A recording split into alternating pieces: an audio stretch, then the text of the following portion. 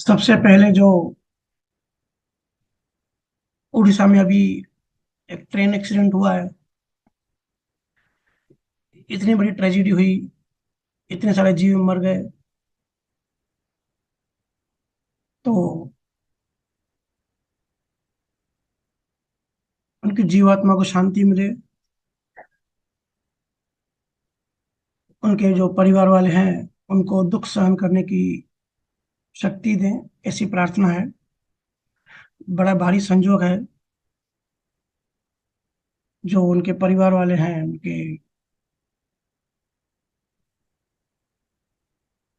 मालिक मजबूत बनाए।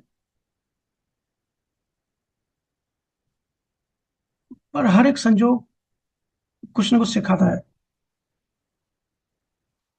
जैसे कि हमने पास में भी चर्चा करी है इसकी।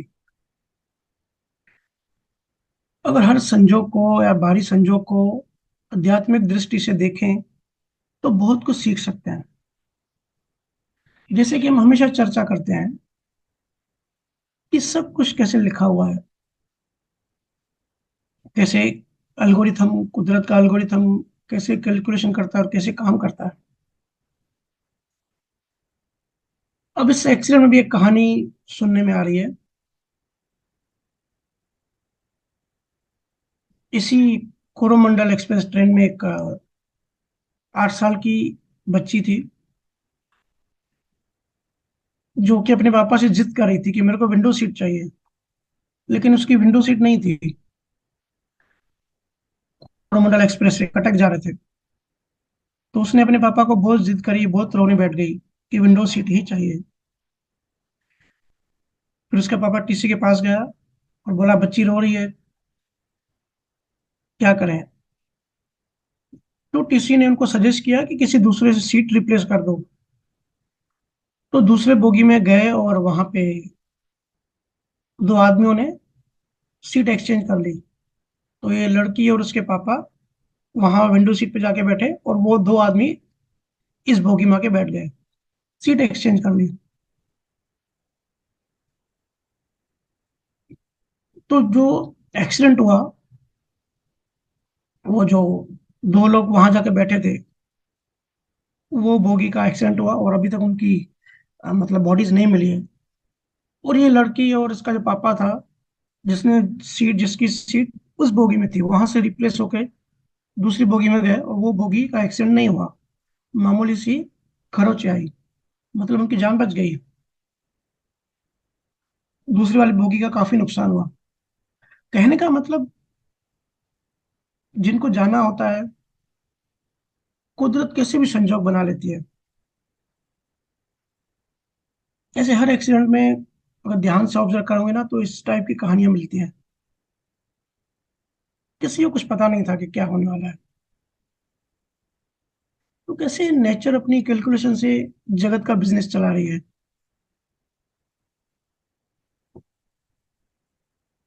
अब एक भाई ने व्हाट्सएप पे सवाल किया है, तो वो सवाल पढ़ते हैं। राम राम अनिल भैया। भैया मैं सूरत से कल्पेश भाई। भैया मेरा एक प्रश्न है। पुरुष और स्त्री के बीच से स्त्री के गर्भ में पिंड तैयार होता है, और जब वह पिंड में जीव स्थान लेता है तब पिंड के हड में धड़कन चालू हो जाती है। तो अनिल भैया, वह पिंड के हड में जो धड़कन चालू हो जाती है, वह जीव के चेतन से होती है या हुड़काल ब्रह्मा से, कि सत्य स्वरूप ब्रह्मा से होती है। सत्संगत में मैंने ये सुना था कि सत्य स्वरूप की इच्छा से हुड़काल जीव के सुख के लिए पूरी सृष्टि बनाता है, लेकिन उसके लिए चेतनों से सत्य स्वरूप यानी परमात्मा से लेना पड़ता है। देखो, जब माँ के गर्भ में पिंड बनना शुरू हो जाता है और पिंड में धड़कन चालू हो जाती है, वह जीव चेतन से होता है या हुड़काल ब्रह्मा से, कि सत्य स्वरूप ब्रह्मा से। ये आपका सवाल है। कल्पेश भाई, अगर आपने मेरे पिछले सत्संग सुने होंगे तो हमने इसकी कई बार चर्चा करी है कि जीवात्मा कैसे बनती है, और जन्म और मरण, शरीर में आना, शरीर छोड़ना, ये जीवात्मा ही करती है। ना तो ये शुद्ध चेतन होती है, ना ये सत्य स्वरूप ब्रह्म होती है। ये होती है माया और ब्रह्म, या जड़ और चेतन की के मिलन से जो प्रोडक्ट बनता है, अहंकार।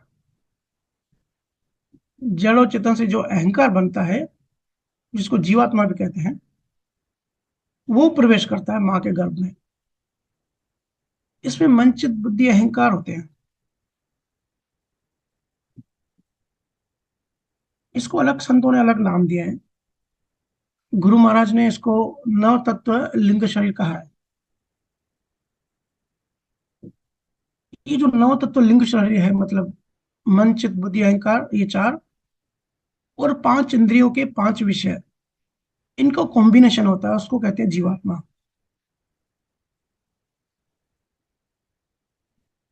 तो नव तत्व लिंग शरीर ऐसे समझो कि जैसे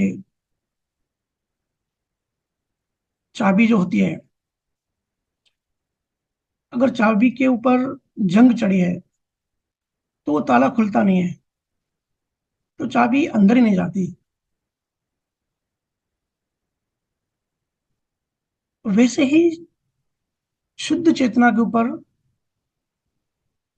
ये जो मन चित बुद्धि अहंकार है ना, या इसको जीवात्मा कहें या नव तत्व लिंग शरीर कहें, ये इसके ऊपर परत चढ़ जाती है।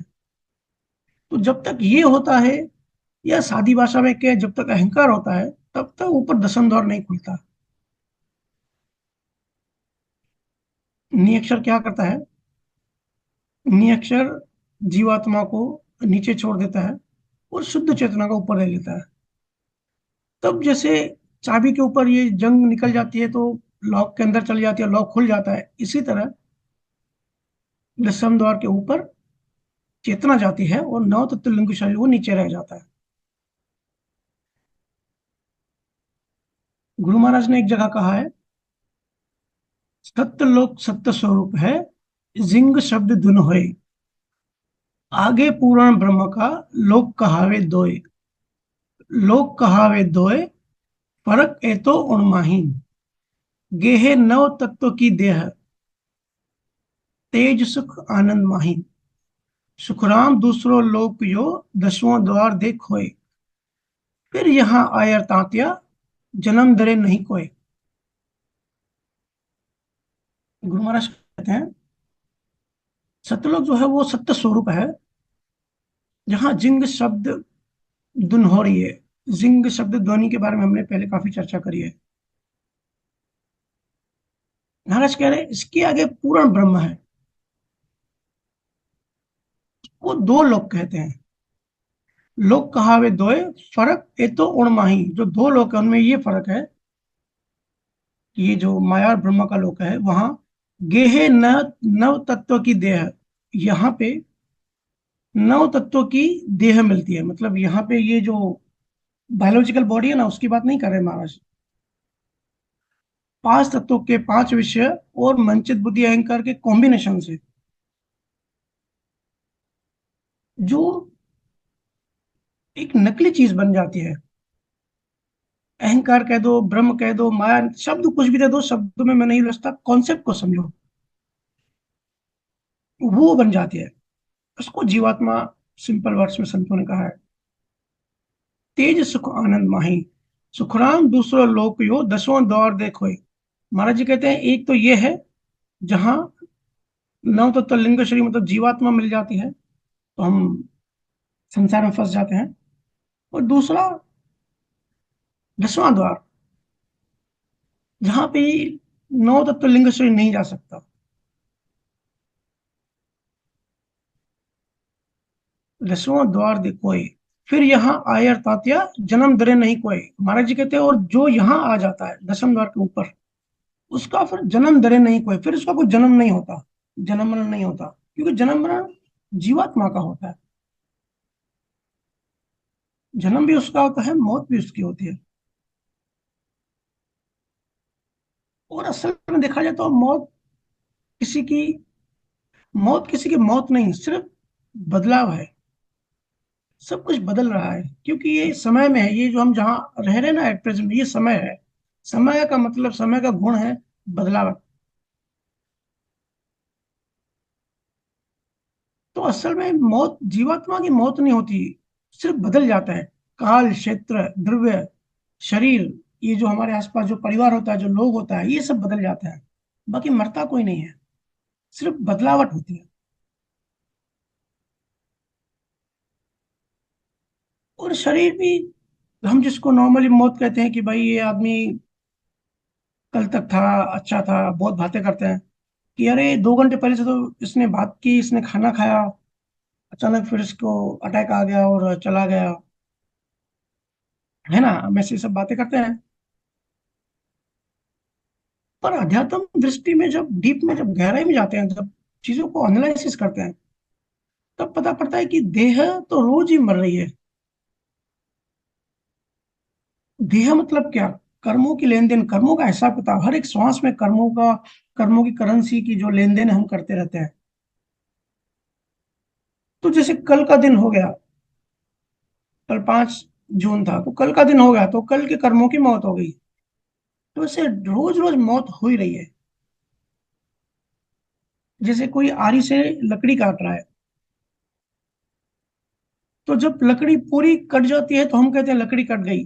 पर वो जब हम, वो तभी अलग होती है जब लास्ट का जो टुकड़ा कट जाता है ना, तो हम कहते हैं कि लकड़ी कट गई। पर वो उस टाइम नहीं कटती, वो तो शुरू से थोड़ी थोड़ी कटती जा रही है। सिर्फ जब फाइनल पार्ट अलग होता है तब हम कहते हैं कि भाई अलग हो गया। ऐसे ही मौत में हम यही समझते हैं कि ये बंदा मर गया। तो कोई अचानक नहीं मरता, पैदा होने से ही मौत शुरू हो जाती है। रोज रोज हम मर रहे हैं।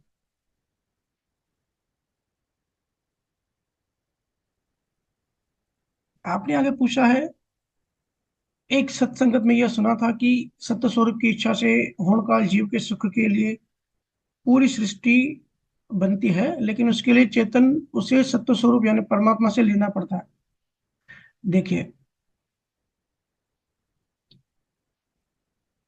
सत्य स्वरूप ऐसा पद है जो निर्लप है। आत्मा के लिए कहते हैं ना कि वो चिंतन है, उसके बारे में बात नहीं कर सकते, उसके बारे में विचार नहीं कर सकते, द्रय है, बहुत सारे गुण हैं। तो उसकी इच्छा नहीं होती, बस सहज ही उसकी चेतना से एक फील्ड बना, और ब्रह्मा बना, फिर माँ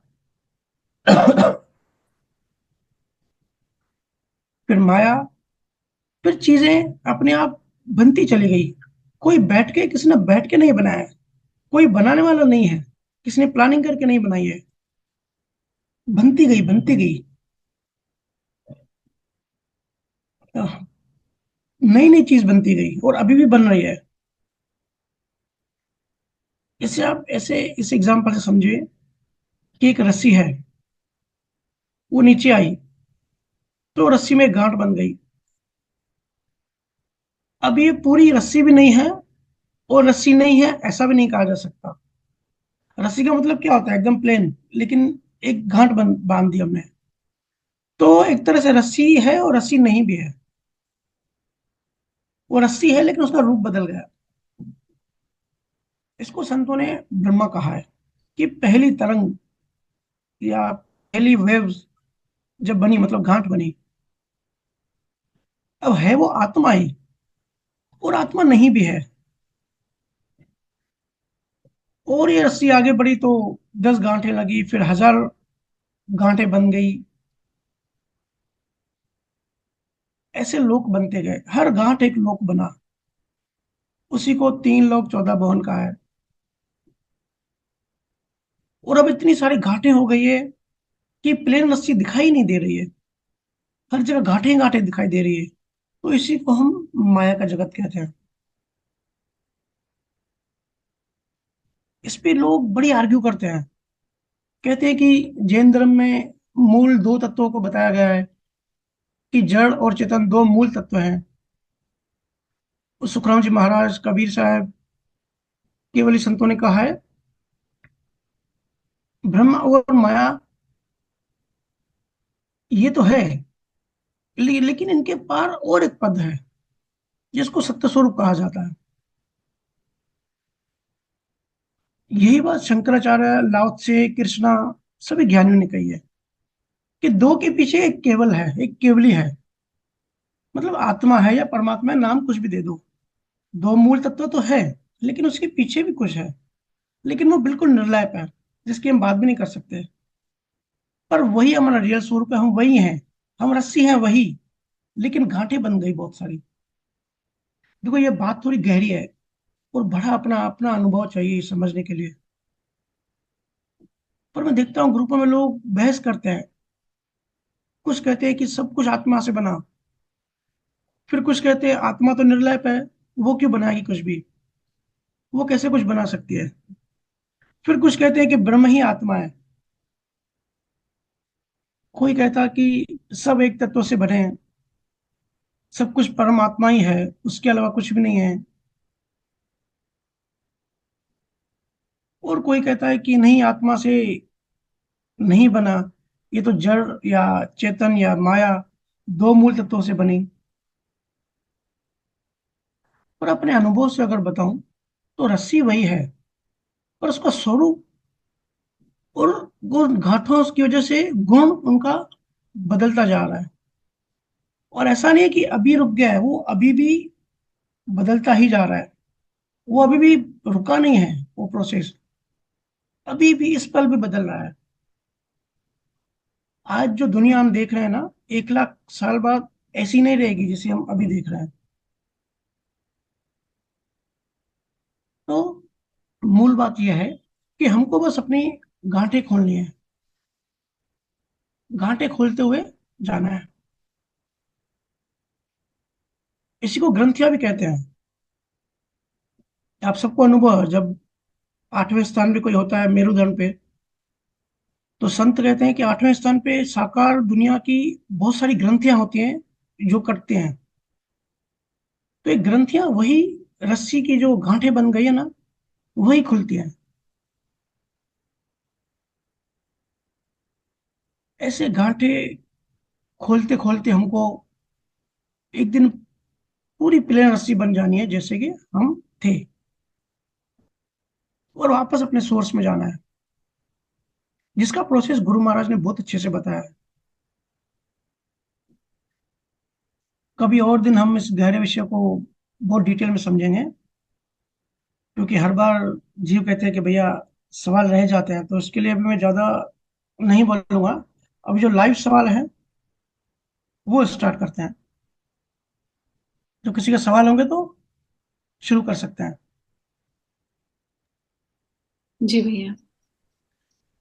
और ज्योति अपना अनम्यूट करो। राम राम भैया। राम राम। भैया कैसे हैं?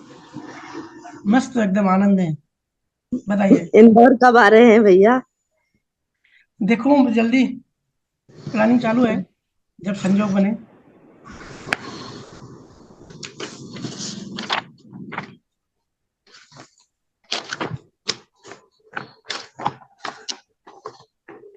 जी प्रश्न पूछिए। हाँ भैया। भैया मैं हर बुधवार आपका सत्संग सुनती हूँ। नहीं सुनती हूँ तो मजा नहीं आता है। मेरा क्वेश्चन प्यास पे है भैया। आपकी सत्संग से एक प्यास पड़ी होती है कि हम भक्ति में आगे बढ़े, तो गुरु के पास ऐसा क्या है जो हम 100 शिष्यों को जगा देता है और हम हमें बदल देता है? हम्म। देखिए, गुरु का यही तो काम होता है कि प्यास पैदा हो, बीज पैदा हो। और कई बार तो जीव को पता भी नहीं होता कि उसके अंदर आध्यात्म का बीज पड़ गया। बीज पड़ना बहुत इंपॉर्टेंट होता है। प्रकृति के वर्ल्ड में सब काम बीज से होता है। आपसे मिलता जुलता ही सवाल और भी किसी ने पूछा था कि भैया प्रकृति हमारी दुश्मन कैसे हुई, हमें वो क्यों गिराती है। मैंने पिछली बार कई बार इसे कहा है पहले कि प्रकृति और जो ये कर्मों की जो दुनिया है, जो ये जिसको आप डिस्चार्ज जीवन कहते हैं, ये भी हमें फंसाती है, ये भी हमें नीचे गिराती है। तो उनमें से किसी ने कहा कि ये डिस्चार्ज है तो फिर हम गिरते कहते हैं, फंसते कैसे हैं, और प्रकृति हमारी दुश्मन कैसे है जब वहां कोई करता नहीं है, जब वहां कोई करने वाला नहीं है। अरे भाई, बात को समझो थोड़ा। वहां कोई बैठा नहीं है हमको अटकाने के लिए या फंसाने के लिए संसार में। प्रकृति अपने नियमों से चलती है। प्रकृति जो है ना, नेचर है, कुदरत है, उसके उसका आधार जो है वो नियम है। और सबसे बेसिक और इम्पोर्टेंट प्रकृति का नियम ये है कि जो भी बीज पड़ेगा उसका फल आएगा। इसको पूरी कायनात में कोई भी बदल नहीं सकता। अगर बीज आप जमीन में डालोगे तो जमीन खुद ही उसको पेड़ बनाने की कोशिश करनी चालू कर देगी। जमीन में बीज आपने डाला, लेकिन बीज को पेड़ आप नहीं करते, वो जमीन करती है, प्रकृति करती है। हालांकि गुरु में बहुत पावर्स होते हैं, पर वो प्रकृति के नियम को वो भी ब्रेक नहीं करते हैं। पर जीवों को तारने का काम तो करना ही है। तो गुरु क्या करते हैं, भक्ति का बीज डाल देते हैं, भक्ति की प्यास पैदा कर देते हैं, ताकि प्रकृति के नियम भी ना टूटे, और प्रकृति ही उस बीज के लिए, उस जीव के मोक्ष के रास्ते के संजोग बनाती रहे। सिर्फ डायरेक्शन चेंज कर देते हैं। तो सत्संग हो या और कोई माध्यम हो, उद्देश्य ये होता है कि कैसे भी बीज पैदा हो।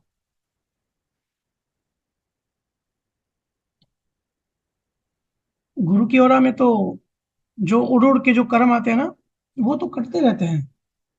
सभी संतों ने कहा है और गुरु महाराज ने भी कहा है, कोटि करम कटी पलक में, रंचक आवे राम, जुग अनेक जो पुण्य करूं, नहीं राम बिन ठाम। मतलब कोटि कर्म कटी पलक में, पल में ही कर्म कट जाते हैं। रचक आवे राम, जुग अनेक जो पुण्य करूं, नहीं राम बिन ठाम। कितने भी पुण्य करो, उस राम बिना कोई, हाँ मतलब ठहराव नहीं है। गुरु भक्ति भाव, गुरु का क्या काम होता है, भक्ति धारण कराता है, भक्ति के बीज डालता है। तो भक्ति और मुक्ति के जो बीज अंदर पड़ते हैं, और भक्ति से जो जो प्रेम हो जाता है, तो उससे क्या होता है, संसार में फिर ध्यान कम हो जाता है। संसार के झमेलों में वो जीव नहीं फंसता, क्योंकि अभी बड़ी चीज मिल गई, अभी ऊंची चीज मिल गई। और ये जीवों के जो मन का नियम है, मन भी इसी नियम से काम करता है। मन को अगर ऊंची चीज दे दो ना, तो वो छोटी, जो उससे नीचे की चीज है वो खुद ही छूट जाती है। ऐसे मन को कितना भी समझाओ भाई, ये तेरे काम की चीज नहीं, वो नहीं समझेगा। लेकिन उससे ऊंची चीज दे दो ना, तो मन नीचे की चीज को छोड़ देता है। तो जब अध्यात्म मिल जाता है, जब भक्ति मिल जाती है ना, तो संसार में वो जीव तो नहीं फंसता, संसारी झमेलों से, उलझनों से दूर ही रहता है। और जब बड़ी चीज मिल जाती है, तो संसार में छोटी छोटी चीजों में कौन फंसना चाहेगा। आपसे बताते ना भैया, आजकल एक पॉलिसी हमने अपनाई है कि भाई ठीक है, तू सही, तू बड़ा, शांति कर बस। सामने वालों को बड़ा करके मैटर सॉल्व कर दो, खत्म कर दो। क्यों उलझते हो।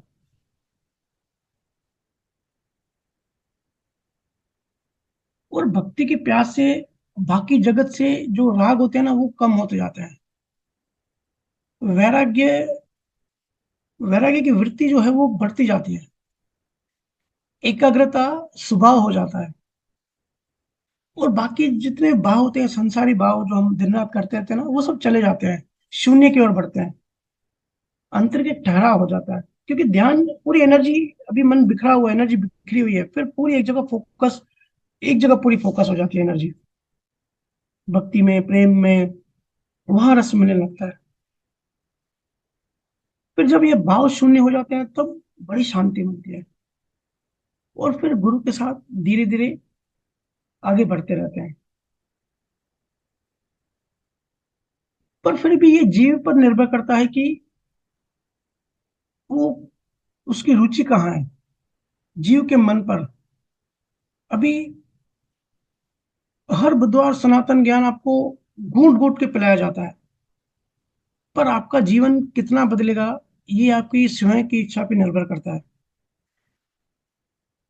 कितनी बात मानते हैं, कितनी नहीं मानते, कितना भजन सिमरन ध्यान करते हैं, कितना अध्यात्म में रुचि रुचि रखते हैं, कितना संतों की कहानियां उसमें ध्यान देते हैं, इस समय पर निर्भर करता है।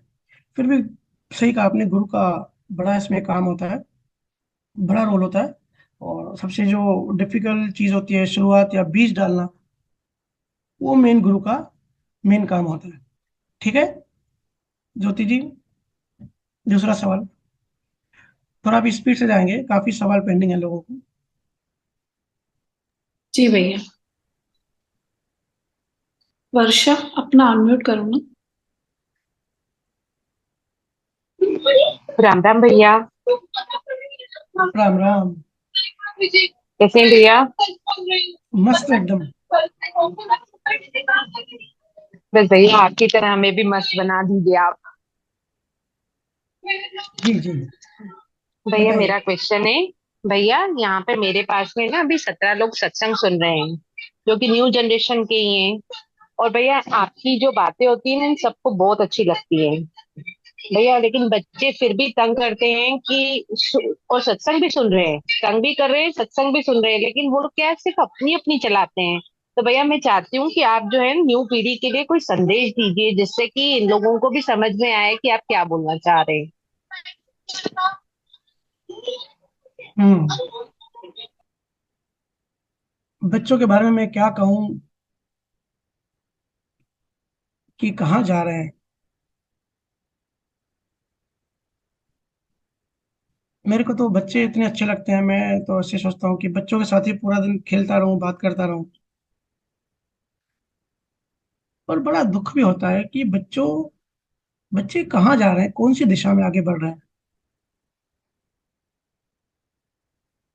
बच्चे तो इंस्टाग्राम, फेसबुक, डेटिंग एप्स,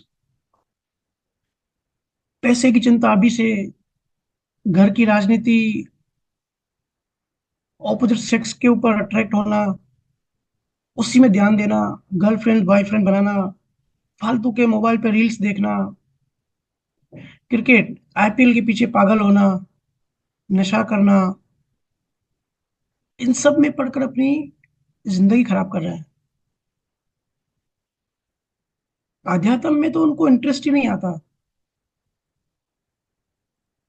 उनको लगता है कि भाई ये तो बात की बात है, वो हंसते हैं और बड़ा अपने आप को डूड समझते हैं कि देखो भाई, हम यंग हैं, कौन ये भगवान और आत्मा की बातें करें।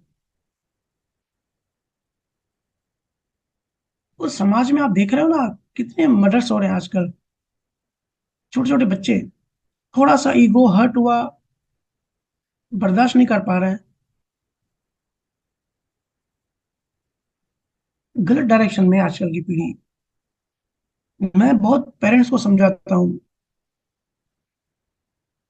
कि बच्चे जब छोटे होते हैं, खास करके 7 साल से, जिनके बच्चे 7 ईयर से कम होते हैं, उनके सामने घर की राजनीति की गॉसिप या इधर उधर की बातें ना करें।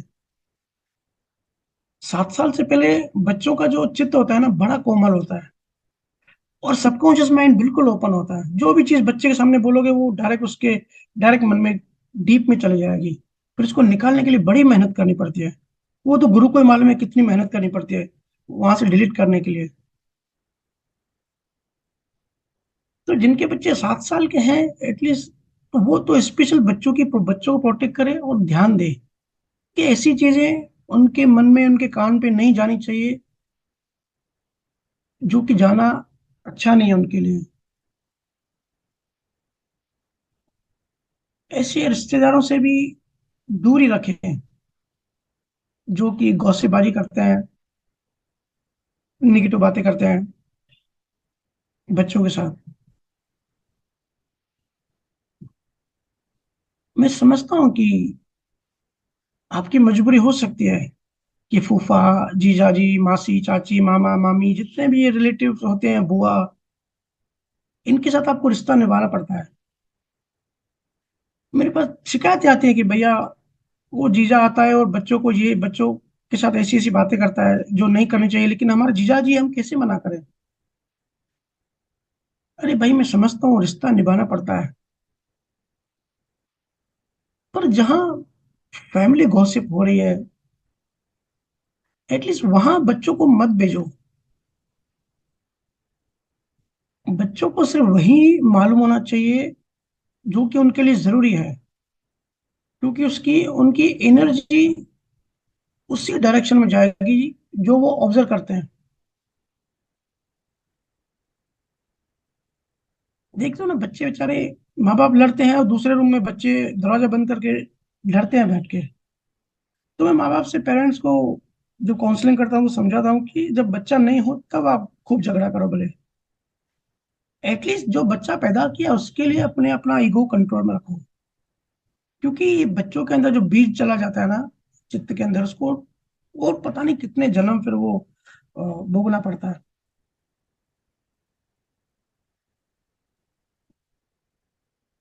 मेरे पास एक छोटे बच्चे को लाए थे, बोले इतनी छोटी उम्र में ये आत्महत्या की बात कर रहा है, जिसको तो मतलब भी नहीं पता होगा। जब मैंने अकेले में बच्चे से बात किया तो बोले माँ बाप लड़ते रहते हैं तो मम्मी ऐसे बोलती रहती है तो मैं सुनता हूँ। मैंने उनको समझाया कि ये तो आप छोटी छोटी चीजों पे झगड़ा करते हो, लेकिन बच्चे के अंदर जो बीज चला जाता है ना, और आत्महत्या का संस्कार ऐसे होता है। ठीक है, इस जीवन में अगर कोई आत्महत्या करता है तो वो लिखा हुआ है, लेकिन वो आया कहाँ से? वो संस्कार से आया, पिछले जन्मों के। और पिछले जन्मों के संस्कार से फिर हर जन्म वो आत्महत्या करता है। अब पता है आपको कितना नुकसान कर रहा है बच्चों का? उनके अंदर बात चली गई तो वैसा उनका संस्कार बन जाएगा, और वो वहां से निकालना आसान काम नहीं है। लोग कहते हैं ना कि अगर कोई एक जन्म में आत्महत्या करता है तो 7 जन्म करनी पड़ती है। 7 जन्म तो ऐसे सिंबॉलिक है भाई, जब तक गुरु नहीं मिलता ना तब तक वो आत्महत्या ही करेगा, क्योंकि संस्कार बन गया। वो संस्कार से वही वही वृत्तियां आती है, संस्कार से वही वही कर्म बनते हैं, वही वही विचार, वही वही भाव बनेंगे। तो बच्चों का ध्यान रखो। और मैं बच्चों को भी, कहाँ उनका इंटरेस्ट है देखो। बच्चों को शिवाजी के बारे में नहीं मालूम है, टॉम क्रूज के बारे में सब पता होगा। शंकराचार्य के बारे में कुछ मालूम नहीं है, पर सलमान खान के बारे में सब पता है कि सलमान खान की शादी क्यों नहीं हो रही है। इसकी बच्चे चिंता करते हैं, ये कोई चिंता का विषय है? जैसे नेशनल इशू हो गया, मीरा को कैसे लोग टॉर्चर करते थे, उसका पति कैसे टॉर्चर करता था, ये सुनकर आंखों में आंसू नहीं आते। धोनी 0 पे आउट हो गया, ये देख के रोने लगते हैं। देखा मैंने उस दिन मैच में कैसे आईपीएल वाले कैसे पागल बना रहे हैं। कोई कभी ध्यान से देखता क्यों नहीं है कि कैसे बिजनेस, कैसे माइंड से खेला जा रहा है। इस तरीके का क्रिकेट मॉडल बनाया जा रहा है कि सब पे मन पे असर हो, और खास करके बच्चे बच्चे कितना पागलपन करते हैं। जैसे वो लड़कियां रो रही थी, मैं तो देख के हैरान हो रहा था, कौन सी दिशा में बच्चे जा रहे हैं।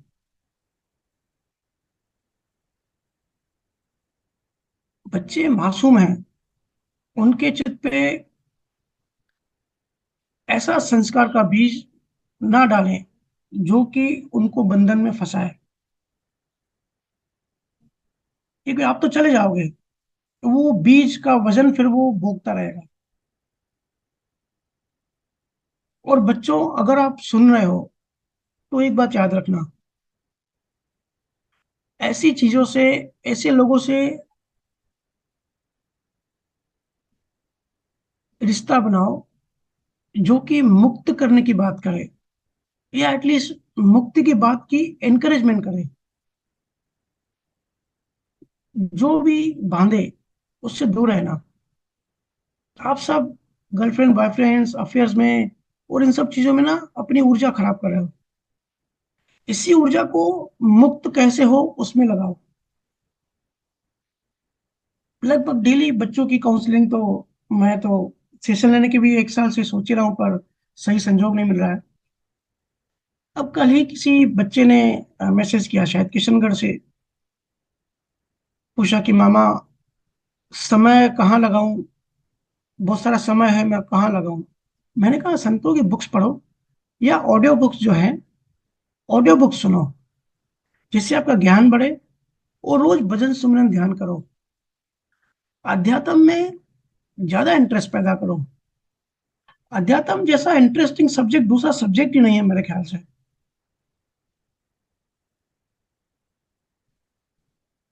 एक बच्चे ने, एक कपल ने मुझे बुलाया था, बोला हमारा बच्चा पूरा दिन मोबाइल पे गेम खेलता है और बड़ा जिद्दी हो रहा है और कुछ मानता भी नहीं है, इसको भैया आप समझाओ, कुछ बोलो। मैंने बोला डायरेक्ट समझाने की कुछ नहीं होगा, इसको ऊंची चीज दो। मैंने उससे कहा भाई तुझे बड़ा नॉलेज है, अब एक हफ्ते में एक स्टडी करके बता कि हमारी आंख कैसे कोई चीज को देखती है, हम कैसे देख सकते हैं किसी भी चीज को, हमारी आंख कैसे काम करती है। उसको एक टारगेट दिया।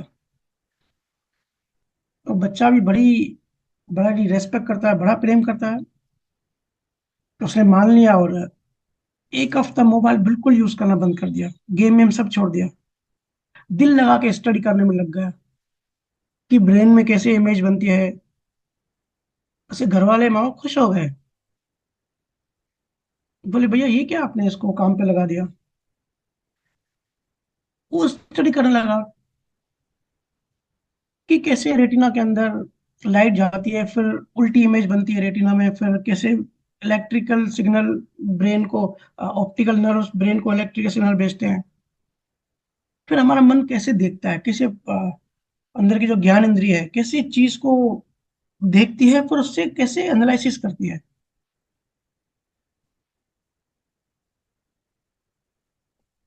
बड़ा इंटरेस्टिंग सब्जेक्ट था। और इसमें अध्यात्म का बेनिफिट ये होता है कि जब ये जानोगे तो ये एहसास होगा कि हमारा शरीर एक सिस्टम है, एक मशीन है। मन देखता है इमेज को, कैसे हम किसी चीज को देख सकते हैं। इससे क्या होगा, देहाध्यास कम हो जाए। अभी हम क्या अपने आप को जो नाम है, अपने आप को शरीर मानते हैं, अपने आप को नाम वाला आइडेंटिकल हो गए, हम अपने शरीर को जिंदा समझते हैं, हम अपने आप को जिंदा समझते हैं। पर जब थोड़ा इस पे स्टडी करेंगे ना कि कोई भी पार्ट कैसे काम करता है, तब एहसास होता है कि ये तो मशीन है, मशीन की तरह काम होता है। हमको लगता है मैं देखने वाला हूँ, लेकिन देखने वाला जीवात्मा मन है, और मन के पास वो इमेज कैसे जाती है, पूरी इसकी साइंटिफिक प्रोसेस है। जब ये समझ में आने लगता है ना, तब एहसास होता है कि भाई मैं ये शरीर नहीं हूँ। इससे देहाध्यास फ्रैक्चर होता है, देहाध्यास टूटता है, कम होता है। शरीर की जटिल चीजों को समझो और देखो, बिल्कुल देहाध्यास टूटने लगेगा। हर एक छोटी छोटी चीज में ऑब्जर्व करो। जैसे कभी कोई कोई टी शर्ट लेने गए, तो कोई टी शर्ट आपने सिलेक्ट करी कि मैं डिसाइड की कि मैं ये लूंगा, तो उसी टाइम अपने अंदर चिंतन करो कि मैंने ये टी शर्ट, मतलब मेरे मन ने ये टी शर्ट क्यों चूज की। जरूर सबकॉन्शियस में गहराई में कुछ मैसेज होगा कि ये टी शर्ट उसको अच्छी लगती है, या ये डिजाइन, ये कलर उसको अच्छा लगता है, या मैं यहाँ पहनूंगा। कुछ ना कुछ मैसेज होगा सबकॉन्शियसली, जो कॉन्शियसली आपको पता नहीं होगा। डीप ऑब्जर्व करने में पता पड़ेगा। सवाल पूछो कि ये मैं क्यों पहनना चाहता हूँ, मेरे मन ने ऐसा क्या मैसेज दिया। अपना जस्ट अपना इंटेंशन ऑब्जर्व करो कि मेरा इंटेंशन क्या है, ये मैंने टी शर्ट डिसाइड की, इसके पीछे मेरा इंटेंशन क्या है। तब पता पड़ेगा कि मन हमारे कंट्रोल में नहीं है, हम मन के कंट्रोल में है। हमारा सबकॉन्शियस माइंड हमको जैसे चलाता है ना, हम वैसे चलते हैं। बहुत बड़ी इंटरेस्टिंग चीज है। अपने आप को बचाओ। मैं देखता हूँ आईपीएल का कितना पागलपन है। लड़कियां चिल्ला रही हैं, लड़के चिल्ला रहे हैं कि धोनी ने मुस्कुरा दिया। अरे क्या बेहोशी है, कितना टाइम वेस्ट कर रहे हो, और इससे आपको मिल क्या रहा है, ये तो मुझे समझ में नहीं आता भाई। अब लखनऊ में जीता, गुजरात हार गया, तो इसमें आपको क्या मिला। बहुत ज्यादा ब्रेन वॉश हो रहा है नई पीढ़ी का, यूथ का। ऐसे ही एक यूथ से बात हो रही थी, तो मैं इसमें थोड़ा ज्यादा टाइम लूंगा। तो उसने बताया कि भैया मैं हॉस्टल में रहता हूँ, और यहाँ पे लड़के लड़कियां ड्रग्स लेते हैं, माँ बाप को झूठ बोल के ड्रिंक करते हैं। बहुत क्रेज है इन चीजों का। अरे भाई, क्रेज सबको नहीं है, जिनके पास अध्यात्म नहीं है ना, उनको वो इन बातों में फंसते हैं। आप अपने आप को इन चीजों से बचाओ। अध्यात्म का नशा करो, नाम का नशा करो। और एक लड़की ने तो बताया कि ये सिर्फ हम दोस्तों को इम्प्रेस करने के लिए करते हैं, और सब करते हैं, पार्टीज करते हैं, अननेसेसरी पार्टी में जा। बोले कि मैं पर्सनल भी पार्टी में जाता हूँ, बोले भैया आपसे क्या झूठ बोलूं, मैं भी पार्टी में जाता हूँ। और इसी के लिए जाता हूँ कि लोग मेरे दोस्त ऐसा ना समझे कि मैं डब्बू हूँ, या मैं ऐसा ही हूँ, कि भाई मैं भी एक नौजवान होशियार लड़का हूँ, ऐसा समझे, इसके लिए पार्टी में जाता हूँ। अरे भाई, ये क्या लॉजिक है? और दारू पार्टी करने की क्या जरूरत है?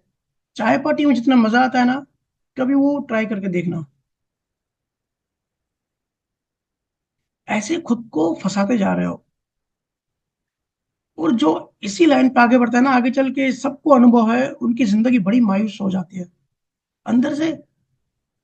और एक बात समझना, बाहर पार्टीज और शोरगुल वही करते हैं जो अंदर से बिल्कुल खोखले और खाली होते हैं, जिनको अंदर का कुछ भी नहीं पता होता। क्योंकि ऊंची चीज मिली नहीं, तो फिर यही नीची चीज में ही मजा ढूंढने लगते हैं। देखता हूँ मैं आजकल मोस्टली बच्चे 3-4 बजे तक जाग रहे हैं, सो ही नहीं रहे हैं। अब माँ बाप तो बोलते हैं कि भाई बच्चों जल्दी सो जाओ, जल्दी उठो, पर बच्चों की असली प्रॉब्लम पे कोई ध्यान ही नहीं देता। असली प्रॉब्लम ये नहीं है कि जल्दी सो जल्दी उठो, असली प्रॉब्लम है कि उनको रात को नींद ही नहीं आती है। तो वहां ध्यान देना है कि इनको नींद क्यों नहीं आ रही है, कहाँ गलती हो रही है। थोड़ा सा मॉनिटर करो। उस दिन कॉलेज की 4 स्टूडेंट लड़की आई मेरे पास, और ये प्रॉब्लम मैं देख रहा हूँ सबको है। बोले कि भैया ओसीडी हो गई है, बहुत सारे नेगेटिव थॉट्स आ रहे हैं, थॉट्स को कंट्रोल नहीं कर पा रहे हैं। ये प्रॉब्लम बहुत आजकल नई जनरेशन को बहुत परेशान कर रही है। मैंने उन स्टूडेंट लड़कियों को डांटा। मैंने कहा कि तुम लोग को फेस नहीं चाहिए, फेसबुक चाहिए। ओसीडी क्यों होती है? जो भी हम मान्यताएं बना लेते हैं ना, अकॉर्डिंगली थॉट्स आते हैं।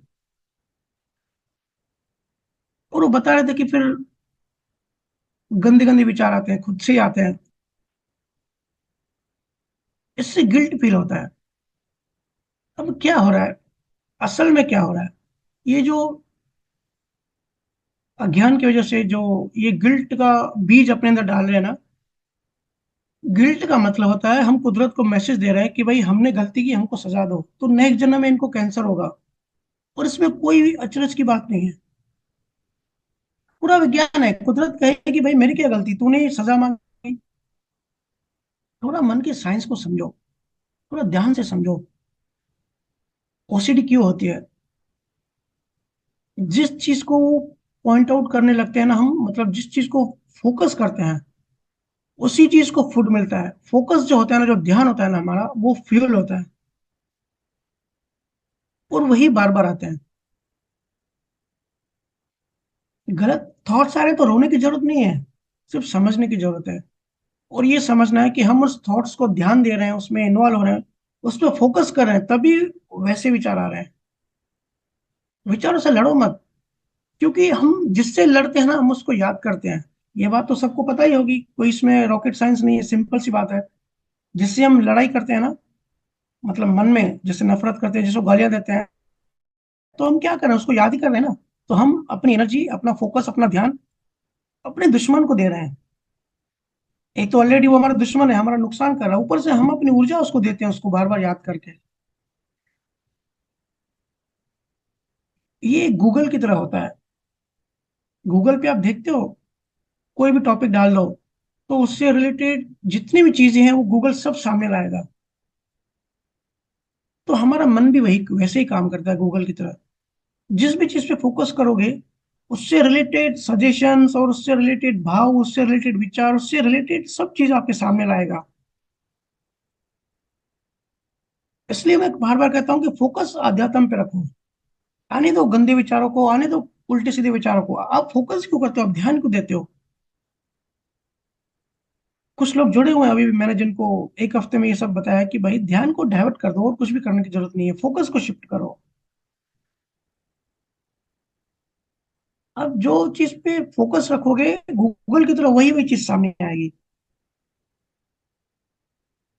अगर फैमिली में किसी से झगड़ा करते हो, किसी से लड़ते हो, तो वही वही चीज सामने आएगी आपके।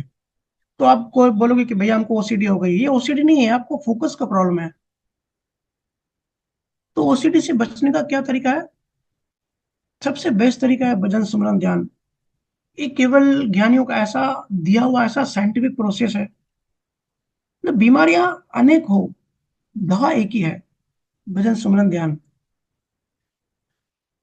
और इसके अलावा जैसे कचरे को हम डस्टबिन में डालते हैं ना, वैसे ही जो भी आपको यादें सताती हैं, जो भी आपको विचार आते हैं, उन चीजों को डस्टबिन में डाल दो। डस्टबिन मतलब अनकॉन्शियस माइंड। तो थोड़ा उसकी बात करते हैं, अब टॉपिक निकला ही है तो, कि कैसे कोई चीज बार बार याद आए तो कैसे उसको डस्टबिन में डालना है। तो बात को जरा समझो। जो भी आप चीज लर्न करते हो ना, अपने इंटेलिजेंट अपने कॉन्शियस माइंड से लर्न करते हो। ये तो सबको पता ही है, चेतन मन से लर्न करते हो। और जो चीज अनकॉन्शियस में चली जाती है ना, वो हमको याद नहीं रहती।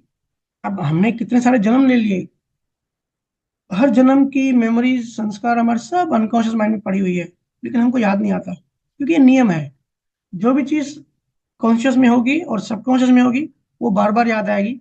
और जो अनकॉन्शियस में होगी, वो याद नहीं आएगी। ठीक है?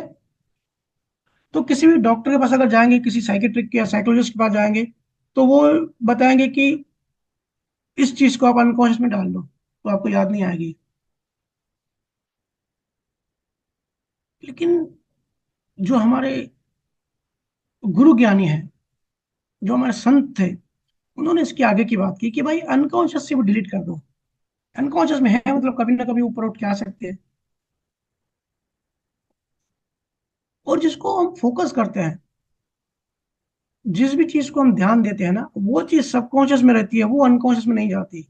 और जो चीज सबकॉन्शियस में रहती है, सबकॉन्शियस मन के लेवल पे, वो चीज बार बार याद आएगी, बार बार ऑटो मोड पे अपने आप आपके पास आएगी। तो ये जो ओसीडी एक्चुअली आप कहते हो ना कि बार बार थॉट्स आ रहे हैं, परेशान हो गए, पढ़ाई नहीं कर सकते, तो ये इसकी वजह से होता है, क्योंकि आप उस पर फोकस करते हो, फिर वो चीज अनकॉन्शियस में नहीं जाती, सबकॉन्शियस में आती है। फिर इससे हमारे ब्रेन में न्यूरो पैटर्न बन जाता है, और वही पैटर्न वही हम रिपीट रिपीट रिपीट करते रहते हैं, और एक जाल में फंस जाते हैं। अगर नेगेटिव थॉट्स की प्रैक्टिस करते रहते हैं, तो वो अनकॉन्शियस में नहीं जाएगा, वो जाएगा सबकॉन्शियस में। तो बार बार हम रिकॉल करते हैं, बार बार रिकॉल होता है, तो बार बार हमारे सामने आता है। इसलिए अध्यात्म शत्रुजन कहते हैं कि फोकस को शिफ्ट करो, फोकस को अध्यात्म में लगाओ। और अध्यात्म का मतलब क्या है? मुक्ति। सब छोड़ते जाओ, सब मुक्त होते जाओ। और छोड़ने का मतलब है राग द्वेष और ये जितनी भी चीजें संसारी हमको परेशान करती है ना, उसने मेरा अपमान किया, वो मेरा इतना पैसा खा गया, जब इन चीजों पे हम ध्यान हटा देते हैं ना, तो ये चीजें धीरे धीरे हम बोलने लगते हैं, क्योंकि वो अनकॉन्शियस में गड्ढे में जाके पड़ जाती हैं। और जब भजन सिमरन ध्यान से करते हैं, जब नियत से जागृत होता है, तब हमारा अनकॉन्शियस भी फिर साफ हो जाता है। इसलिए संजन कहते हैं कि आप सिर्फ मुक्ति के मार्ग पे आगे चलने की कोशिश करो। ये संसार जो है ना, अपने आप अनकॉन्शियस में जाता जाएगा। ये चीजें आपको याद भी नहीं रहेगी, और आप सबको, आप में से बहुत जीवों के ऐसे अनुभव भी है कि 5 7 साल 10 साल पुरानी चीज अभी हमको याद नहीं है। पता है ना आपको, आप ही बताते हो ना कि कितनी कोशिश करनी पड़ती है याद करने की।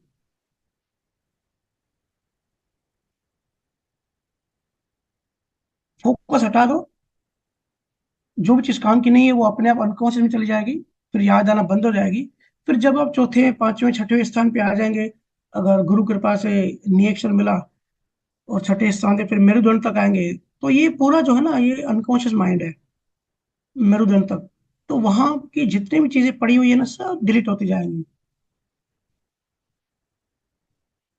और मैंने फिर उन जो स्टूडेंट आए थे, लड़कियां, उनको मैंने और भी एक बात कही कि डोपामाइन व्रत रखो। अब वो बोले कि भैया, एकादशी का व्रत सुना है और बाकी सब व्रत सुना है, ये डोपामाइन क्या है, मौन व्रत सुना है। तो ये आजकल नया कॉन्सेप्ट है। जैसे पता पड़ा है कि जो भी हमको डोपामाइन, हमको किसी भी चीज में मजा आता है, रस मिलता है, तो ब्रेन एक डोपामाइन हार्मोन रिलीज करता है। तो डोपामाइन वृत्त का मतलब होता है कि अपने मन को कोई भी नई फीडिंग मत दो। ऐसा डिसाइड करो कि एक दिन डोपामाइन वृत्त, एक दिन no new feeding, no mobile, no new information, no news, no movies, no compulsive behaviour, Netflix, Prime Video, कुछ नहीं। सिर्फ अपने साथ रहना है। एक दिन अपने साथ बैठो और अध्यात्म पे चिंता मनन करो और मेडिटेशन करो। इसको कहते हैं डोपामाइन व्रत। इससे आपकी ओसीडी जो है ना, खत्म होती जाएगी और फोकस बढ़ता जाएगा। और वो सही फोकस जो है, वो फिर संसार में नहीं लगाना है, फोकस लगाना है अध्यात्म में। क्योंकि हम सब फंसे हुए हैं, हमको मुक्त होना है, अल्टीमेट बात वही है। कोई भी ऐसी चीज या बात की प्रैक्टिस करना छोड़ दो जो कि हमारे बंधन का कारक है, फिर वो चीज अपने आप अनकॉन्शियस में चली जाएगी। फिर वही वही नेगेटिव थॉट्स नहीं आएंगे जो कि आप लोग को आजकल बहुत परेशान कर रहे हैं। याद रखना, आपका जो फोकस है ना, या जो अभ्यास है, वो फ्यूल है, वो एनर्जी है, वो फूड है। तो जीवन जीने का ढंग बदलो और समझो, जिंदगी कभी परफेक्ट नहीं होती, बट बेटर करने का मौका सबके पास होता है। बस जीवन को बेटर करते जाओ। और बेटर करना मतलब क्या? बेटर करना मतलब मुक्त होते जाना, जो भी चीजें बांध रही है। आज चलो आपको कोई लड़की या लड़का अच्छा लगता है, तो वो प्रेम नहीं है, क्योंकि आप जिद में उसको पाना चाहते हो। तो जिस भी चीज को हम पाना चाहते हैं ना, वो मोह होता है, वो ईगो होता है। और जो भी चीज मोह होती है, जो भी चीज ईगो होता है, वो बंधन है, मुक्ति नहीं है। सच्चा प्रेम जो होता है ना, वो अनकंडीशनल लव कहते हैं जिसको, वो तो मुक्त करता है, वो तो वैराग्य पैदा करता है। तो मुक्त होते जाओ। मुक्ति का मतलब है निर्बोझ होते जाना। ये सब चीजों में बोझ बढ़ते जा रहा है। निर्बोझ होते जाओ, जिंदगी का वही असली मकसद है। ठीक है। तो वर्षा जी, बच्चों को मेरा संदेश दे देना। और अभी नेक्स्ट सवाल लेते हैं।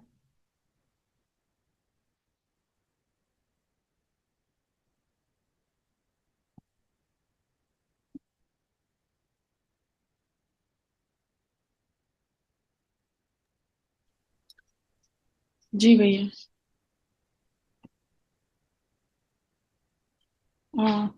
संध्या, आप अनम्यूट करो।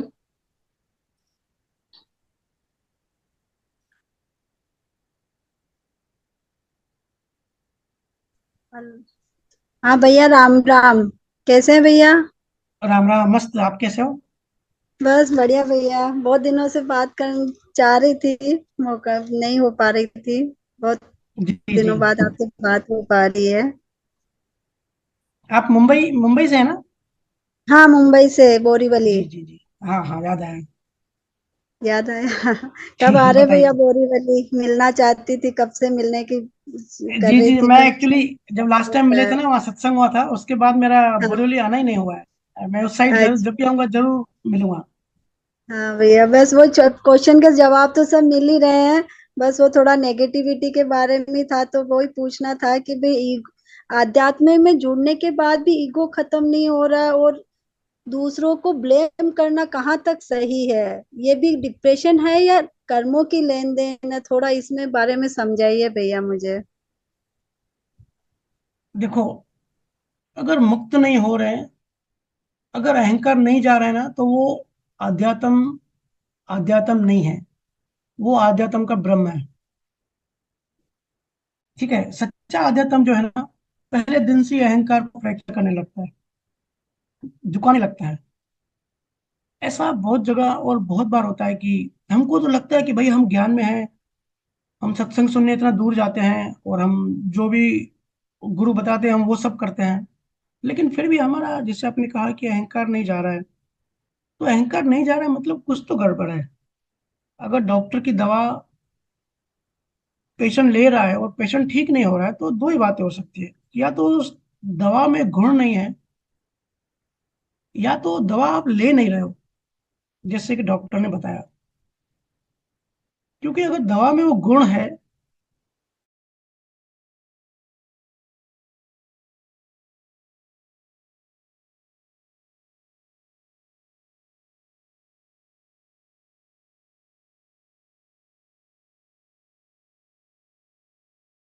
कि अगर कोई कहे कि भैया अभी भी अहंकार है, अभी भी, मतलब कि अपने आप को ऑब्जर्व किया, अपने मन को ऑब्जर्व किया, एनालिसिस किया।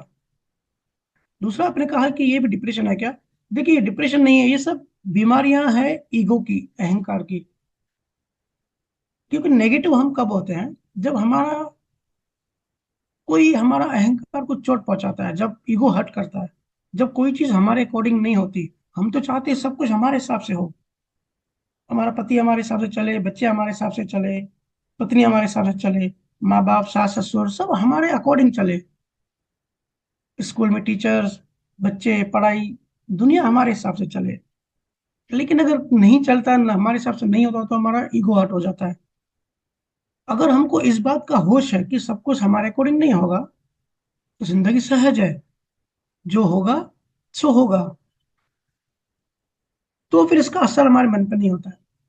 लेकिन अगर हम जिद पकड़ते रहे कि हमारे हिसाब से नहीं हो रहा है, तो उसकी जो प्रवृत्ति है ना, प्रवृत्ति का मतलब होता है कि ये जो एक्सपेक्टेशंस है कि हमारे हिसाब से होना चाहिए, ये बढ़ते जाता है।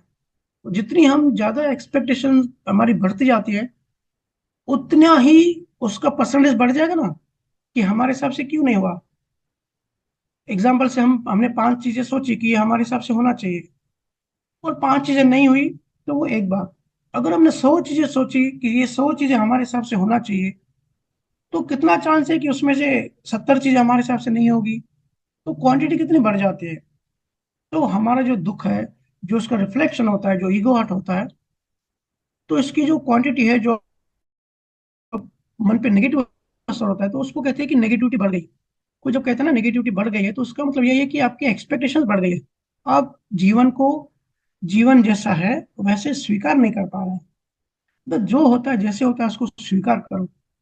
ये जो स्ट्रगल होता है ना, जो द्वंद होता है, जो ये लड़ाई होती है कि हमारे हिसाब से ही होना चाहिए, तो नहीं होता है, तो फिर हम उसको डिप्रेशन कहते हैं कि भाई नहीं हुआ। तो वो कंपल्शन बिहेवियर फिर हमारा बदल जाता है। फिर जो आपने कहा कि ब्लेम बहुत होता है, तो नेचुरली ब्लेम, जो ब्लेम और क्लेम है ना, ये रिजल्ट है एक्सपेक्टेशंस का। जब हमारे हिसाब से चीजें नहीं होंगी, तो मन क्या करेगा? मन बहकाएगा कि देखो भाई, तुम कितने अच्छे हो, सबके लिए अच्छा करते हो, सबके लिए अच्छा सोचते हो, सबकी भलाई करते हो, देखो सामने वाले ने तुम्हारे साथ क्या किया। ये सब हमारे साथ ही होता है। सिंपति, कि हम तो अच्छे हैं लेकिन हमारे साथ अच्छा नहीं हो रहा है, भगवान बहुत गलत है इस बात में, इंसाफ नहीं है, फिर ये ब्लेम और क्लेम निकलते जाता है। तो वो नेगेटिव ऊर्जा बन गई। फिर किसी ने वो ऊर्जा, फिर कहीं पे तो कोई तो ऑब्जेक्ट चाहिए ना ऊर्जा को। फिर कोई पति के ऊपर, कोई सास के ऊपर, कोई बच्चों के ऊपर, कोई रिलेटिव्स के ऊपर, कोई भगवान के ऊपर, किसी न किसी ऑब्जेक्ट पे डाल लेता है कि इसकी वजह से ये हुआ, इसकी वजह से मेरा जीवन खराब हुआ। ऐसा नहीं है। जीवन को अगर सहज में स्वीकार करेंगे, जो होता है उसको होने दो, जो हुआ ठीक हुआ। एक सेकंड की भी नाइंसाफी नहीं होती यहाँ पे। नाइंसाफी सिर्फ वही होती है जो हमारा मन हमारे साथ करता है, अज्ञानतावश। जो हम, हमारा जो बिहेवियर, जो उसकी वृत्तियां बन जाती है ना, जो हम सोचते हैं कि ये क्यों नहीं हुआ, उसका जो असर होता है, वो नाइंसाफी, और वो नाइंसाफी कोई दूसरा हमारे साथ नहीं करता, हम खुद अनजाने में, मासूमियत में, अज्ञान में अपने साथ करते हैं। तो असली अध्यात्म जो है वो अहंकार को मिटाता है। असली अध्यात्म ब्लेम और क्लेम को मिटाता है। असली अध्यात्म डिप्रेशन से हटके अप्रेशन, मतलब ऊपर, चेतना को ऊपर चढ़ाता है। फिर इसी दुख में, इसी दर्द भरी जीवन में, इसी तकलीफों में हमको जीवन बड़ा अच्छा लगता है। क्योंकि जीवन हमारा बाहर सुखी दुखी वो तो एक बात है, लेकिन हम उसमें सीख क्या सकते हैं, वो बड़ी अल्टीमेट चीज है। क्योंकि हम सीखने आए हैं।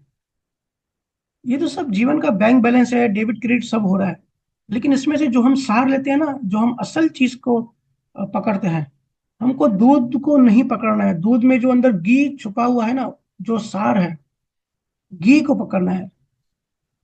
बहुत लोगों को लगता है कि भाई हमारा जीवन, हम लोग गरीब है तो हमारा जीवन खराब है, अमीर हो तो बहुत सुखी होते होंगे। लेकिन कभी ऑब्जर्व करो, एनालिसिस करो, तो पता पड़ेगा कि वो ज्यादा दुखी है। किसी की लाइफ परफेक्ट है ही नहीं और हो भी नहीं सकती। सिर्फ हमको इस बात का नॉलेज नहीं है तो हम ब्लेम करने लगते हैं। जब पता पड़ेगा कि भाई सभी का जीवन ऐसे है, सभी इस कंडीशन से गुजर रहे हैं, नाइंसाफी कहीं किसी के साथ नहीं है, और किसी का बुरा हो भी रहा है तो उसका कर्म ही 1000 गुना बढ़ा के उसके पास आया। इसका बीज जो है वो पहले पड़ चुका था, बस बीज का रिजल्ट आ रहा है। जब ये थोड़ी बातें हमारे अंदर पक्की हो जाती है ना, और रोज भजन सुमन जब करते हैं, जब गहराई में जाते हैं, तो ये सब चीजें ऑब्जर्व करने में आसानी होती है। तब सहज स्वीकार करते हैं, फिर हम, हमारी चेतना बढ़ने लगती है, जागृति बढ़ने लगती है। ठीक है। अ, संध्या जी, भजन सिमरन डेली कीजिए, नियम से कीजिए, जैसे गुरु ने आज्ञा करिए वैसे करिए, और अपना अज्ञान मिटाइए, ज्ञान बढ़ाइए, चिंतन मनन करिए, एनालिसिस करिए कि ये जो हो रहा है वो कैसे हो रहा है। तो अब देखोगे कि जो असर है ना इन चीजों का, कम होते जा रहा है, और कम होना ही चाहिए। सभी लोग ऑब्जर्व करें, 2 साल पहले की आपकी जो समझ थी और अभी समझ है, फर्क है कि नहीं है। मैंने लास्ट टाइम भी कहा था कि सत्संग वही सत्संग होता है जो चिंता मिटाए, जो कर्ता भाव मिटाए। अगर किसी सत्संग में जाने से आपकी चिंता नहीं मिट रही तो वो सत्संग में जाना छोड़ दो। मतलब वो सत्संग सही नहीं है, वो गुरु सही नहीं है। क्योंकि सत्य जहां होगा वहां ये चीजें दूर, ये सब जड़ तत्व है। और जहाँ सत्य होता है ना, वहाँ चेतन होता है। ये ऐसे है कि जैसे रोशनी और प्रकाश, जहाँ रोशनी, रोशनी प्रकाश और अंधेरा, जहाँ रोशनी है वहां अंधेरा रुक ही नहीं सकता। यह परसेंटेज में होता है कि शाम के टाइम अंधेरा भी होता है, रोशनी भी होती है, दोनों होते हैं। लेकिन अगर प्रकाश बढ़ा दिया तो अंधेरा रुक ही नहीं सकता। ऐसे ही सत्य है। ये जो चीजें है ना, ये सब जड़ तत्व ज्यादा है, ऐसा समझना चाहिए। और जीवन के सत्य को स्वीकार करना चाहिए। बस उम्मीदें छोड़ दीजिए, जो हो रहा है उसको एक्सेप्ट करो, स्वीकार करो, कल की बात भूल जाओ कि जो हुआ ठीक है, मेरा नसीब था, मेरा ही कर्म लेन देन था, मैंने ही बीज बनाया था, लेकिन अच्छा वो खत्म हो गया, फिर उसको भूल जाओ, उसको कैरी मत करो। ये जीवन मुक्ति का एक बहुत बड़ा फॉर्मूला है। ठीक है जी। ठीक है भैया। अच्छा, ठीक है, राम राम भैया, राम पूछिए, और राम। कुछ पूछना तो पूछिए।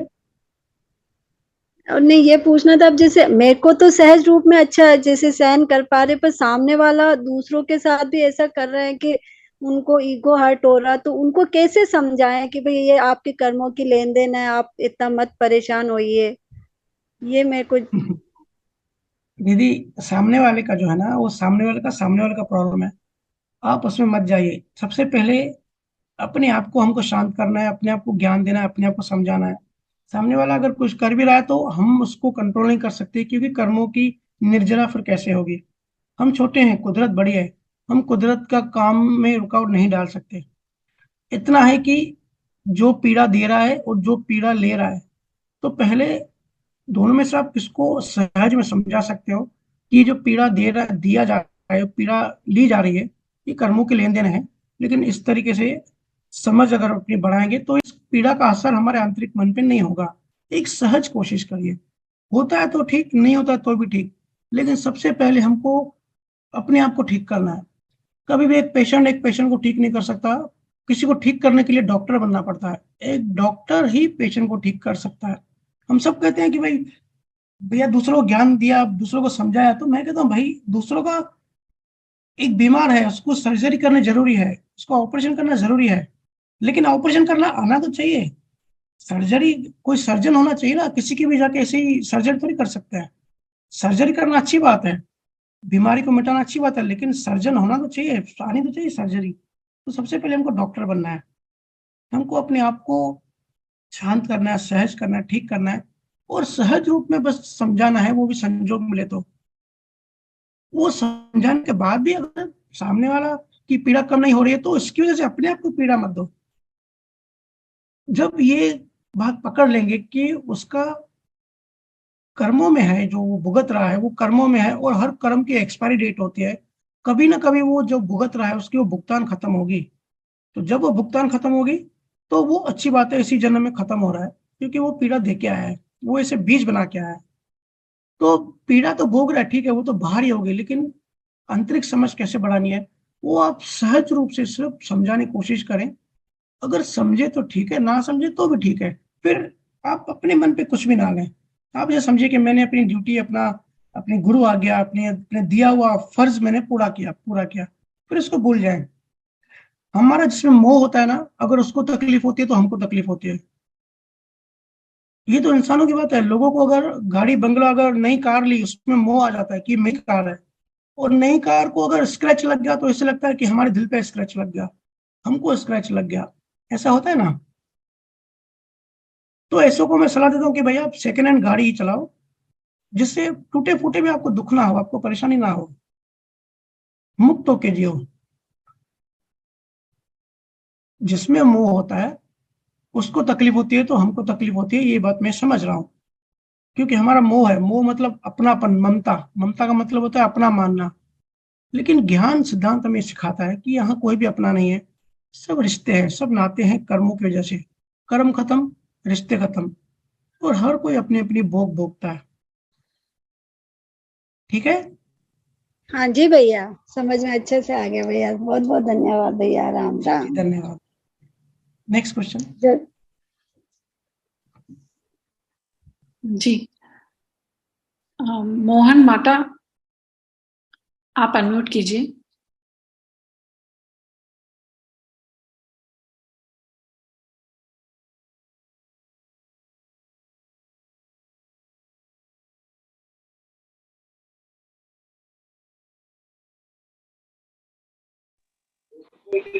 हेलो। राम राम। राम राम। कैसे हैं भैया? मस्त, एकदम आनंद में। भैया मेरा सवाल था, हम्म। जैसे हम भारत क्षेत्र में यहाँ पे जन्मे हैं, यहाँ बहुत सारे लोग, हम तो पाकिस्तान में जन्मे हैं, यहाँ का हम आके यहाँ पे शिफ्ट हुए हैं। बहुत सारे लोग भैया थोड़ा विदेशों जोर में से बोलिए ना, रहते हैं, मुझे हमको आवाज, लैपटॉप में आवाज कम आ रही है। भैया जैसे हम भारत में रह रहे हैं, इंडिया में, हम्म। लोग विदेशों में भी रह रहे हैं। बहुत मतलब स्थिति को इंडिया की देखकर तो लगता है कि हमको भी वहाँ पे जन्म जन्म लेना चाहिए था। फिर दूसरी, आपने इतना ज्ञान दिया है तो एक मन और भी बोलता है कि नहीं यार, वहां पे मुक्ति तो है ही नहीं। चलो, आर्थिक स्थिति या शरीर को अच्छा सुख मिल जाएगा, भाई वहां पे नए अक्षर नहीं है। अ, हम्म। जैसे यहाँ पे है नए अक्षर, वहां पे मुक्ति का कोई ऐसा साधन नहीं है। तो भैया जैसे मुक्ति का उनके पास कोई साधन नहीं है, ये हमें पता नहीं है, या फिर वाकई में नहीं है उनके पास ऐसा कोई। हम्म। जैसे देखिए अंग्रेज कौन हैं, कहाँ। अच्छा उनका, जी जी, जी। जैसे उनका पहनावा, उनकी लाइफ स्टाइल आदमी देखता है ना, अपन अमेरिका देखते हैं, कनाडा देखते हैं, दिल जी। करता है जी। कि नहीं यार, यहाँ शिफ्ट नहीं होने से वहां शिफ्ट हो जाना चाहिए था, या अगला जन्म भी हमें वहीं मिले। जी। जी। जी। देखिए तो भैया वेस्टर्न ऐसा मतलब, वेस्टर्न कंट्रीज जो है वो भौतिक साइंस, और उनका जो समाज है वो इकोनॉमिक्स, उन सब में बहुत आगे है। और जो भी जहां भी जन्म लेता है वो because of law of Karma. अगर थोड़ा ध्यान से देखेंगे ना तो संत तो हर जगह होते हैं, हमेशा होते हैं, लेकिन हर देश के डिफरेंट डिफरेंट तरीके होते हैं। जैसे रशिया में कम्युनिज्म है, वहां बोलते कोई भगवान है ही नहीं, सिर्फ साइंस है। यूरोप यूएस से जाएंगे तो उनको इतना पता नहीं है कि मोक्ष क्या है, मोक्ष का तो वो उनको एनलाइटमेंट पता है सिर्फ। उनका जो मैक्सिमम जो उनका ज्ञान है, जो टीचिंग होती है वो अच्छाई और बुराई, कि भाई एक मोरल साइंस, अच्छा करो सबके साथ, क्योंकि वो रिकार्नेशन में बिलीव नहीं करते। और ईस्टर्न पार्ट में देखेंगे, चाइना में, हिंदुस्तान में बहुत बड़े बड़े पहुंचे हुए ऋषि मुनि और सतगुरु केवल ज्ञानी हुए। तो ऐसे हर कंट्री का ना अपना अपना एक जोन है, ठीक है, कि कौन से कंट्री में किस टाइप के जीव आएंगे। तो जिसका जहां इंटरेस्ट होता है, अभी मैंने जहां जैसे बीच की बात की ना, अभी हम हिंदुस्तान में रह रहे हैं, यहाँ पे अध्यात्म भी बहुत सारे संत हैं जो बड़े गहरे विषय, वो गहराई से अ, गहरे सब्जेक्ट पे बात करते हैं। और बाहर इतनी गहरी विषय पे उनकी इतनी रिसर्च नहीं है। तो आज जो यहाँ पे जो बच्चे हैं, अगर उनकी रुचि, अगर वो ज्यादा इम्प्रेस हैं वेस्टर्न कल्चर से, कि भाई वेस्ट में तो इतनी बड़ी बड़ी बिल्डिंग्स है, इतना बड़ा वहाँ पे बिजनेस है, इतनी भौतिक साइंस विकसित है, और इतने इस टाइप के कपड़े पहनते हैं, वहाँ बहुत सारे पिज्जा मिलते हैं, और इतनी ऐसी ऐसी गाड़ियां हैं, टेस्ला कार वहाँ मिलती है। तो ऐसे जो इस तरीके के जो मटेरियलिस्टिक जो विचार होते हैं ना, जिनके जिनके घर में ऐसा एनवायरनमेंट होता है कि भाई ब्रांड यूज करो, तो उनके घर में जो बच्चे होते हैं 7 साल से कम, तो उनके मन में बीज पड़ जाता है। फिर वो बीज बढ़ते बढ़ते बढ़ते फिर अगले जन्म में उनको बहुत ज्यादा इंटरेस्ट आ जाता है कि भाई भौतिक चीजें, ब्रांड्स चाहिए, बड़ी गाड़ी, मटेरियलिस्टिक चीजों में ध्यान चला जाता है, पूरा जो रुचि है, पूरा इंटरेस्ट है ना, वहां चला जाता है। फिर जैसे बीज से पेड़ बनता है, और उस पेड़ से फिर बहुत लाखों बीज बनते हैं। ऐसे ही अगर 7 साल से बच्चा कम है और माँ बाप सिर्फ ब्रांड और कार और वेस्टर्न कल्चर की बात में चाहे, तो उस एनवायरमेंट का असर ये पड़ेगा कि बच्चे के अंदर बीज पैदा होगा। वो बच्चा फिर जब दूसरा जन्म लेगा, वही बीज पेड़ बन के आएगा। और उस टाइम में भी अगर उसको गुरु नहीं मिला, तो उसका जीवन जो है, उसमें बहुत सारे बीज लग जाएंगे। उसमें फिर उसको और भी चीजें कनेक्ट होंगी जो कि उसको वेस्टर्न कल्चर में अट्रैक्ट करेगी। और उसके बाद जो उसका नेक्स्ट जीवन होगा, वो अमेरिका में जाके पैदा होगा, अंग्रेज बनेगा, या यूरोप में पैदा होगा। इस तरीके से जिसको जहाँ रुचि होती है और क्वालिफिकेशन होती है, वो वहां पे जाके पैदा हो जाता है। अगर इंडिया में कोई है, किसी संत के अगर पैदा हुआ, लेकिन वो साइंस को मानता है कि कोई मुक्ति नहीं, कोई मोक्ष नहीं, कोई परमात्मा आत्मा भगवान नहीं, तो नेक्स्ट जन्म में रशिया पैदा होगा। इसी तरीके से कर्मों के हिसाब से, अपने अपने बीज के हिसाब से वो वहां पैदा होते हैं जहां उनकी लेन देन, जहां उनकी जो ख्वाहिश है, वो कुदरत उनकी पूरी कराती है। तो सही बात है। इसलिए मैं बार बार इसी चीज पे फोकस करता हूँ कि बच्चों का जो इंटरेस्ट है, जो फोकस है, वो डाइवर्ट करो अध्यात्म में। और किसी के मिक्स भी होते हैं कि भाई अध्यात्म में भी है, फिर पिछले संचित कर्मों में वेस्टर्न जोन का कर्म पड़े हुए हैं। तो कोई पहुंचा हुआ गुरु होगा तो वो तो संचित कर्मों को वहीं डिलीट कर देगा, ठीक है। लेकिन समझो मीडियम लेवल का गुरु है, और हमारा रुचि जो है अध्यात्म में, वो इतनी ज्यादा भी नहीं है, इतनी कम भी नहीं, मीडियम लेवल की है। तो हो सकता है वो ग्रुप या वो लोग यूरोप में या यूएस में पैदा होंगे, या इंडिया में लड़की पैदा होगी, शादी फिर यूरोप में या अमेरिका में होगी, वेस्टर्न कंट्री में होगी।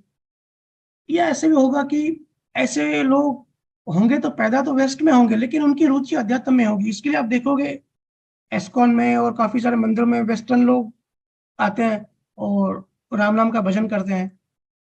वो पैदा वेस्ट में हो, लेकिन उनकी रुचि फिर अध्यात्म में होती है। ऐसे क्यों होता है? क्योंकि इनके जो बीज, जिनके संचित कर्म थे ना, मिक्स थे। अध्यात्म के बीज तो थे, और साथ में वेस्टर्न कल्चर का इतना अट्रैक्शन था कि वहां जाके जीवात्मा ने जन्म लिया, ठीक है। तो ये बहुत बड़ी साइंस, बहुत बड़ी एल्गोरिथम है। एक ही जीवन में दोनों चीजें हो जाती है, पैदा वहां हुआ या शादी के बाद वहां चला गया, लेकिन टेक्नोलॉजी के माध्यम से या किसी माध्यम से फिर जुड़ता है, फिर हिंदुस्तान में किसी गुरु से जुड़ता है, फिर उसकी रुचि बढ़ जाती है, फिर नेक्स्ट जन्म में वापस वो उसी गुरु के सानिध्य में यहीं पैदा होगा।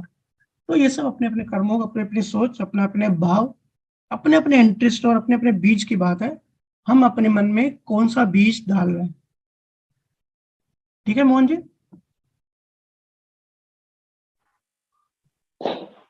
जी भैया। पर भैया एक मुक्ति लास्ट तो नहीं सवाल, मिलेगी ना? आखिरी जी। जी भैया बोलिए। पर मुक्ति तो नहीं मिलेगी ना उस क्षेत्र में? देखिए, मुक्ति तभी मिलती है जब सतगुरु मिलते हैं, जब सतगुरु नाम जागृत करते हैं। और ये ऑपरेशन या मिशन या प्रोसेस एक जन्म की घटना नहीं होती, काफी जन्मों की यात्रा होती है। जब काफी जन्मों की यात्रा होके कोई सतगुरु मिलता है, जब हर जन्म में कंसिस्टेंटली हम हमारी रुचि अध्यात्म में लगी रहती है, तो कहीं जाके एक जन्म में हमको सतगुरु मिलते हैं जिससे नियक्षर जागृत हो जाता है। और नियक्षर जब जागृत हो जाता है, ये नाम जागृत हो जाता है, तो फिर 3 या 4 जन्म, क्योंकि उसके बाद एक्सट्रीम भाव बनना बंद हो जाते हैं। नाम जो होता है वो कर्मों को कंट्रोल करता है। एक लेवल से ज्यादा एक्सट्रीम ना पाप कर सकते हो ना एक्सट्रीम पुण्य कर सकते हो। जैसे बकरी बंधी हुई है एक खूंटी से, रस्सी से, तो वो रस्सी ढीली है, तो जब जहां तक वो रस्सी ढीली है वो बकरी वहां तक जा सकती है, वहां उसका फ्रीडम है, लेकिन एकदम दूर नहीं जा सकती। तो यही जब शब्द मिलता है ना, तो 2 या 3 जन्म में मुक्ति के बहुत बड़े संजोग मिलते हैं। लेकिन ऐसा भी होता है कि फिर ये सांप और सीढ़ी होता है कि कोई 99% ऊपर चढ़ गया, लेकिन फिर संसारिक भाव बनने लगे, संसारिक अट्रैक्शन आने लगी। ऐसी कहानियां हमने काफी सुनी है, हमारे वेदों में है, पास्ट में, हमारे कल्चर में ऐसी कहानियां हैं। एक तो तीर्थंकर भी है, मुझे नाम रिकलेक्ट नहीं हो रहे, जाने वाले थे मोक्ष में, लास्ट में कुछ 1-2 सेकंड के लिए हल्की सी उनकी भाव आया कि भाई शादी करूं और शादी का एक्सपीरियंस करूं। तो फिर उनको ऐसे संजोग, फिर और 2-3 जन्म इनको ऐसे संजोग ऐसा एक्सपीरियंस करने के लिए उनको लेना पड़ा। मैंने बोला कि मैं तो मोक्ष में जाने वाला ही था, लेकिन ऐसा भाव किया, तो फिर ये संजोग आने के लिए मेरे को इतना टाइम रुकना पड़ा। तो कहने का मतलब, ये एक जीवन का प्रोसेस नहीं होता, ये जीवन जन्मों जन्म कंटिन्यूअस प्रोसेस होता है। हमको ये देखना होता है कि हमारा ध्यान कहाँ है, हमारा फोकस पूरे दिन क्या है, और हम कौन सा बीज डाल रहे हैं। अगर स्ट्रांगली हमारा जीवन भर अगर हमारा इंटरेस्ट, हमारी रुचि आध्यात्म में रही ना, तो अंत में अंतमति सोगति, जब हम मरते हैं, जब जीवात्मा शरीर छोड़ती है, तो 1 घंटा तो पूरे जीवन एक फिल्म की तरह पूरा सार आता है। और जीवन भर जो भी करता है ना, वही आखिरी में सामने आता है। अगर आध्यात्म में आप गहराई से जुड़े हुए हो तो आध्यात्म ही आएगा। अगर संसार से, लालच से, वासनाओं से, मटेरियलिस्टिक से जुड़े हुए, तो आखिर में वो जो 1 घंटा सार आता है वही आएगा। और जो सार आता है उसके अकॉर्डिंग नेक्स्ट जन्म डिसाइड होता है। तो इससे एडिशनल मैं कहूंगा कि हम सब यहाँ सब बहुत ही भाग्यशाली या किस्मत वाले हैं कि हमको ऐसा सानिध्य मिला है, और जिनको जिनको शब्द मिला हुआ है, जागृत हुआ है, स्थान स्थान आगे बढ़ रहे हैं। ऐसे संजोग मिला है कि इतने सारे जन्मों में भी ऐसा योग नहीं बनता, इस एक जीवन में ऐसा योग बना है। तो इसका फायदा उठाइए, इतना टाइम वेस्ट मत करिए। क्रिकेट कौन जीता है, आपको कुछ नहीं मिलने वाला है ऐसे। हमको जिस चीज से, जो चीज हमको मिलने वाली है उसी पे फोकस करना है। हमारा किस में बेनिफिट है, हम कहाँ अटके हुए हैं और उससे कैसे छूटे, मुझे इस पे फोकस करना है। ठीक है मोहन जी, तो अभी टाइम हो गया है, सत्संग को धन्यवाद विराम भैया। देते हैं, फिर मिलते हैं फिर नेक्स्ट वीक। आप सबका बहुत बहुत धन्यवाद। सभी संतों को राम राम।